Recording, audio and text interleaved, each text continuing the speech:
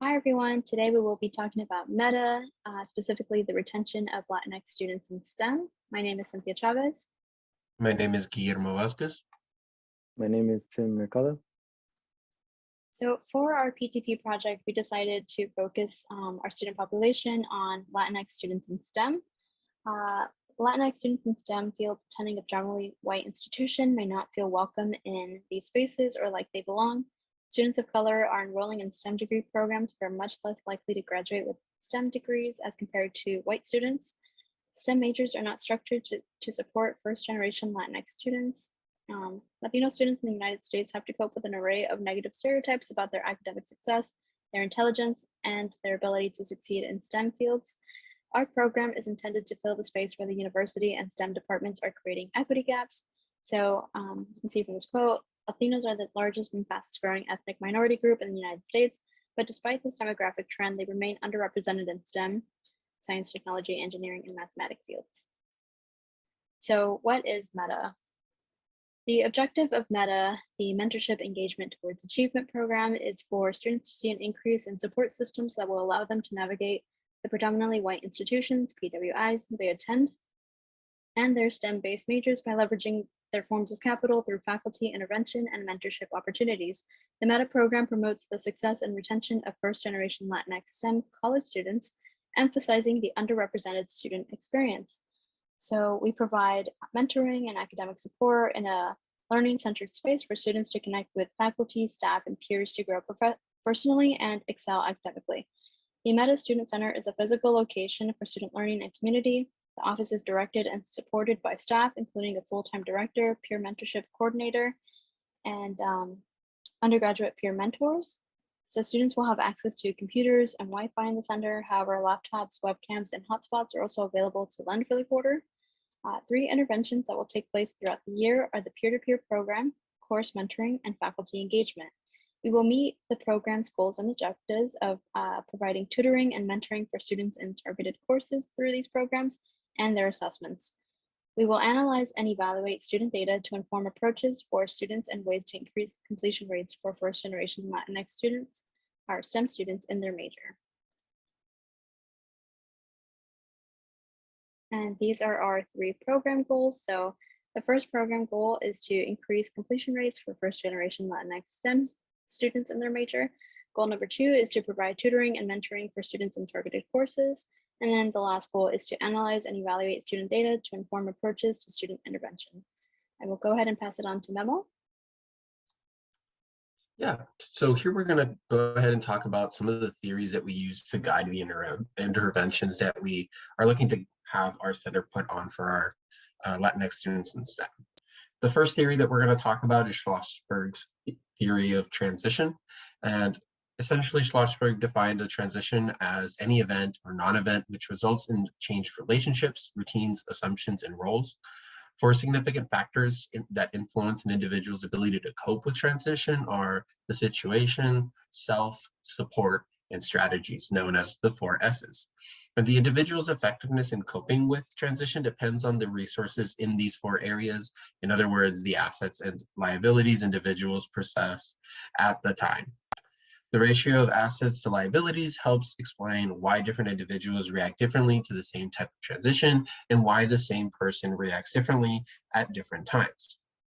So knowing that, we can connect it to our work because in a way that this theory allows us to examine how our students, particularly again, Latinx students in the fields of STEM, are transitioning into universities and their majors, especially within our institution, because our institution continues to use systems of support that have a very one-size-fits-all approach to our students.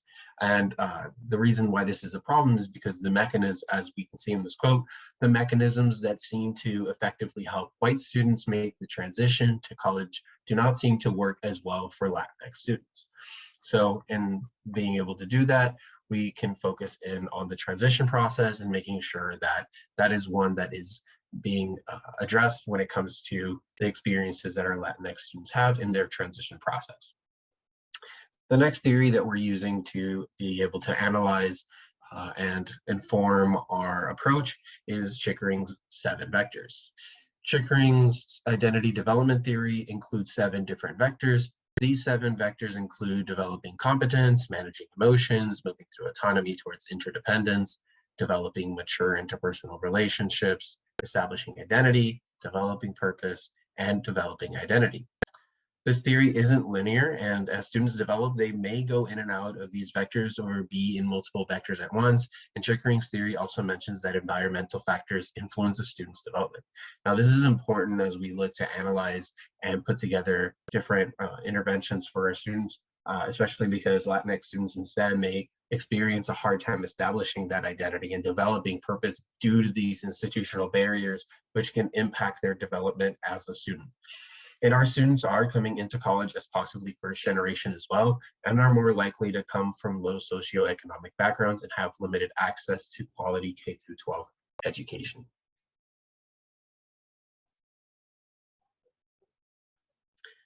Here we want to talk about some of the challenges that we saw as part of the planning process when it comes to applying this theory to the types of interventions we wanted to create for our student population. When it came to Schlossberg's theory, it was important for us to acknowledge that students, as they transition into higher education, may realize they have not been adequately prepared to attend university, let alone transition into majors where Latinx students are the minority. These stereotypes that affect our Latinx population follow the students as they move through the educational pipeline, reinforcing how their culture, intellect, and languages are incompatible with school and incompatible with more rigorous and higher forms of education, as we can see in this quote. Another one of these challenges is based on Chickering's theory, which specifically we focus on the idea that students of color will often blame themselves for their lack of success before suggesting it is the institution's fault or the faculty member's fault. This misplacement of blame is important because if a Latinx student goes to a predominantly white institution where there are fewer minorities across administration, faculty, and students, then there is a high chance that the student will have lower confidence levels all around, thus creating a challenge for our project. Finally, another challenge that we found was also through Chickering's theory, where students at our university are in the process of managing emotions given their environment. And Latinx or Latino and Latina students attending predominantly white institutions have been stereotyped as underqualified and lacking intelligence and have been made to feel unwanted in these environments. So as a result, these students may resort to feeling anger, depression, shame, and guilt. And so this is going to be something that we would have to work through or acknowledge as we're putting together our programming for our student population. Now we want to talk a little bit about the areas where our environment and our student population actually provides us with support as we look to put together our intervention methods. Based on Schlossberg's theory, this literature asserts that a unique experience of Latina, Latino, Latinx students is an interconnection with their families and home communities that endures as they pursue their educational goals. Latinx and other students of color also draw on these new connections to build new communities and successfully navigate STEM. So basically taking that cultural phenomenon of having a strong tie to family and community and that persistence to build community in order to use that as we build community within the student population on our campus. Through Chickering's theory, we found that our students have the opportunity to learn to manage emotions through developing mature interpersonal relationships. When minority students engage with other ethnic groups and build a connection, they tend to have higher STEM self-efficacy, which translates into having higher interest and greater value for obtaining a math or science degree, which is right up our alley for what we're looking to accomplish through our programs and our interventions. So being able to take on this specific factor of support is going to be really crucial towards our outcomes. Schlossberg's again, we look to as a support system as faculty of color are vital agents of success because these individuals can serve as excellent mentors and assist in making hostile environments more manageable for students. Also, faculty of color can infuse into the class curriculum information that is culturally relevant, but often ignored by white professors. So we definitely want to leverage the few faculty of color that we do have on our campus and those that we can bring onto our campus to be able to support our students in as we go through the process of applying our intervention. So what are our interventions? The first intervention is a course mentoring program where essentially students will have access to 5 different undergraduate mentors of various STEM majors, and we will have to make sure that they're from a variety of different fields to cover all our bases in the STEM majors. For example, we'll have students from the biology major, chemistry major, engineering, mathematics, and computer science. We'll also ensure that mentors will be available to help with monitoring academic progress within their academic major and tutoring. And each mentor will lead 2 to 3 30-minute sessions per week in order to provide our students with further support throughout the week as well. Faculty engagement is another important intervention as part of our program. This includes a critical area that can lead to positive outcomes for our students is the process of fostering and strengthening student-faculty relationships. This program provides students an open space to engage in lively conversations and panels put on by renowned faculty and learn about their research and college experiences as they candidly share the ups and downs of life lessons that they have learned. So again, creating that connection between student and faculty on our campus and other faculty that we can bring onto our campus to provide their experiences to our students. Finally, we have a peer-to-peer program where students in their first 2 years of their undergraduate career will be paired with junior or senior level standing students for the school year, which is across 9 months.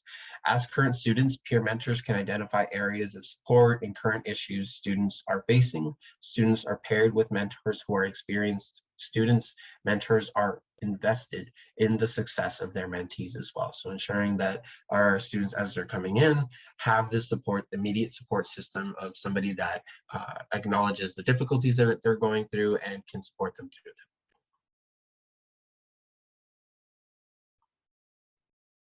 So we're going to go a little bit in depth into one of our interventions that falls under the course mentoring program.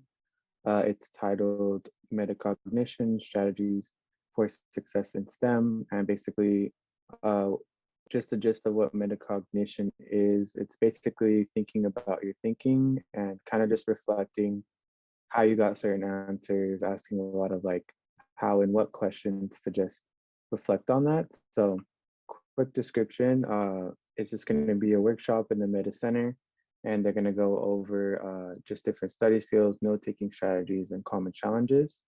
We connected this intervention to 3 different theories, so Kolb's experiential learning cycle, Chickering's theories as far as developing competence goes, specifically intellectual competence, which is kind of the metacognition piece of critical thinking skills and also the ability to succeed academically with the study skills and the note-taking strategies we're going over.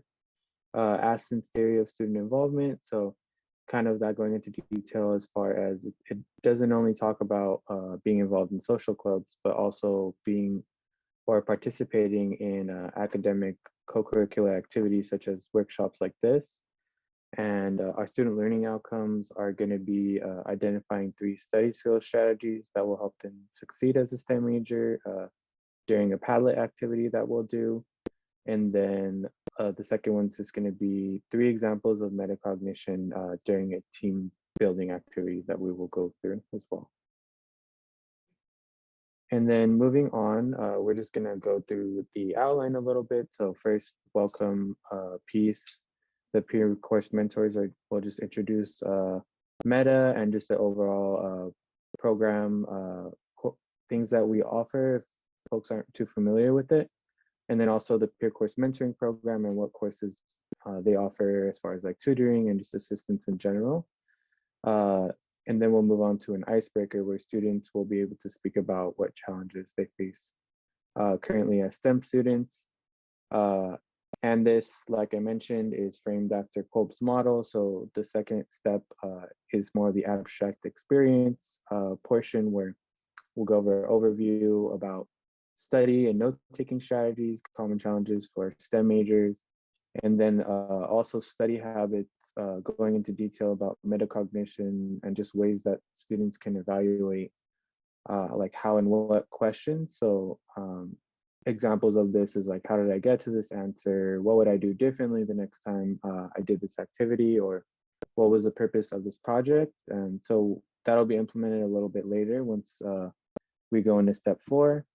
And then step 3 will be a Padlet activity where students will just be able to use their laptops and identify 3 study skill strategies. And then the team building activity will go right into that and just allow them to work together and use critical thinking, collaboration, and problem solving skills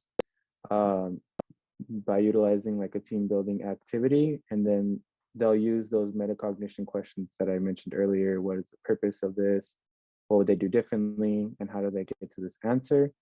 And then lastly, just a reflection where the reflection will be, utilizing those metacognition principles. And then lastly, Q&A to just give them some time to ask any questions they might have. And that'll be pretty much it for that intervention. And then assessing meta. So we're gonna just basically conduct an assessment during all events. We'll utilize the overall uses of the center and its resources. And we're gonna also gauge student learning and relationship building.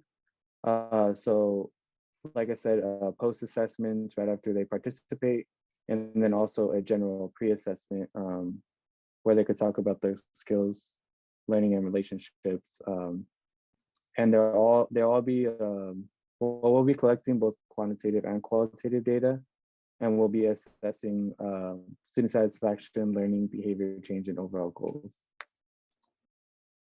Okay, so some considerations that we have for the meta program is if after recruiting students to partake in a program, we find our course mentoring and peer mentorship programs are not as popular as expected or underutilized, we may shift to more programming efforts with larger and more established student-led departments. In part, our program hopes to reach a considerable shift in the retention rates of Latinx students in fields that are historically disenfranchised. This may mean that we may not immediately reach our goals, in which case we may have to have more practical and simplified plans. We may also find that instead of targeting Latinx students in STEM, the need based on who is utilizing our services may be simplified or broadened. Our programming is proving to be very beneficial for first-year students, and we may be able to expand this in partnership with orientation programs as a form of a warm handoff. Thank you, everyone. And then we'll go to our references.